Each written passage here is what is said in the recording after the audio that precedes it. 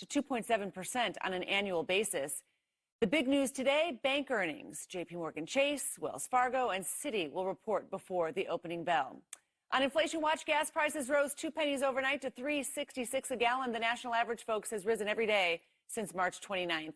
Retail sales data due out at 8:30 a.m. Eastern. It'll be the first chance to look at the consumer since the banking stress rocked markets and the economy last month.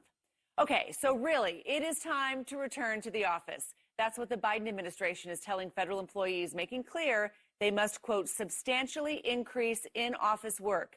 The new guidance directed at federal agencies comes as the COVID-19 public health emergency is officially set to end next month. Let's bring our friend, Chief Scientist of Workplace Culture at Culture Partners, Jessica Kriegel. So nice to see you this Friday morning. This new guidance, I guess, is mostly directed toward workers in the D.C. metro area. That's about 15% of all federal employees. A lot of other parts of the country have already been more in office. What kind of signal does this send?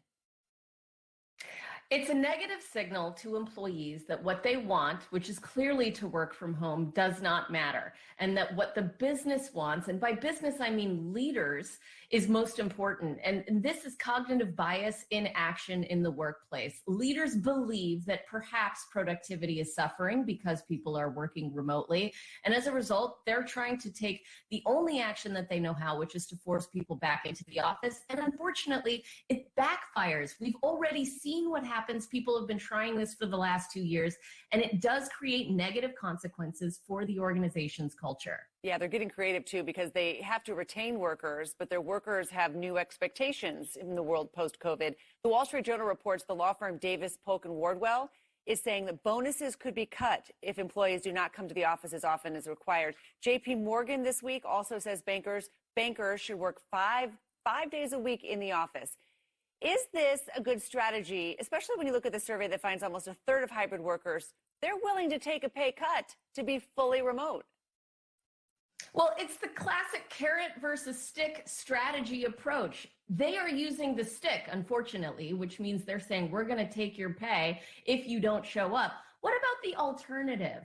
What if they said, we will increase your bonus and give you extra compensation if you do show up more often? That would be a very different experience, which would lead to less attrition, less quiet quitting, which is one of the consequences of forcing people back into the office, and perhaps less reduction in diversity, which is another major consequence of this action. So it doesn't make any sense. It's not the kind of boss I would want to work for. It's so interesting. There's such a disconnect between what bosses feel and how employees feel. I can't remember a time in my career when there's been such a difference. So many bosses want people back in the workplace, in the office. And sometimes they say it's for equity and diversity reasons. It's for a lot of different reasons. But that, you're saying that there's kind of a new reality here. And we have this recent poll that shows that fewer people are working fully at home, but more people are working a hybrid schedule compared to last year.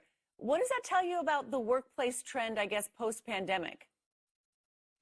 Well, we're balancing out right now at around 30% of people working from home. But what did the Fortune 500 just release?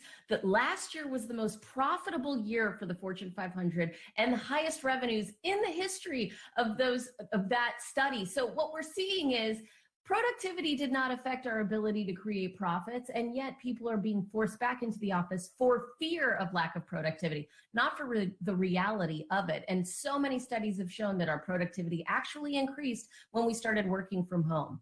All right, Jess Kriegel, nice to see you. Have a great weekend. Thanks for dropping by on a Friday.